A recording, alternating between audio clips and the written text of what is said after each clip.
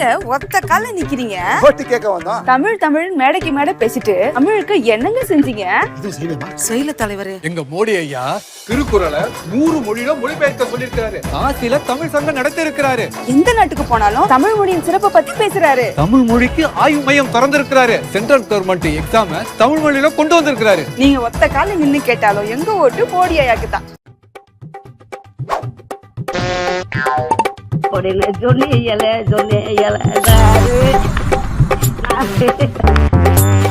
டுபாக்கூர் CMA சொன்னீங்களே செஞ்சீங்களா என்ற இந்த பகுதியில் கேரள மாநிலத்தில் வேளாண் விளை பொருட்களுக்கு தகுந்த விலை நிர்ணயிக்கப்பட்டு அவ்விலை விவசாயிகளுக்கு கிடைப்பதை உறுதி செய்யும் திட்டம் செயல்படுத்தப்படுகிறது.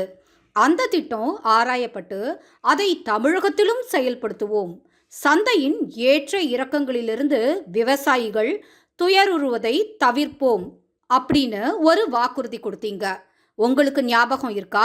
ஆனா இத கேட்டாலே சிரிப்பா வருது முதல்வரே. திருவண்ணாமலையில் சிப்காட் அமைக்க எதிர்ப்பு தெரிவித்து விவசாயிகள் அமைதியான வழியில் போராடி வந்தாங்க.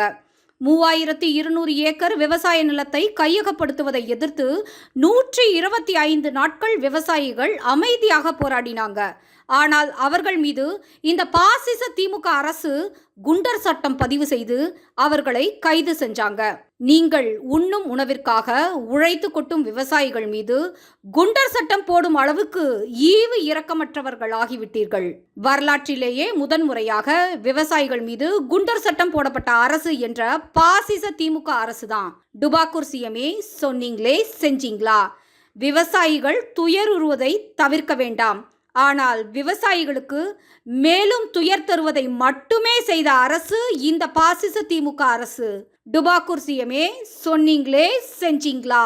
மீண்டும் மீண்டும் மோடி அரசு. தாமரைக்கு வாக்களியுங்கள், பாஜகவை வெற்றி பெற செய்யுங்கள்.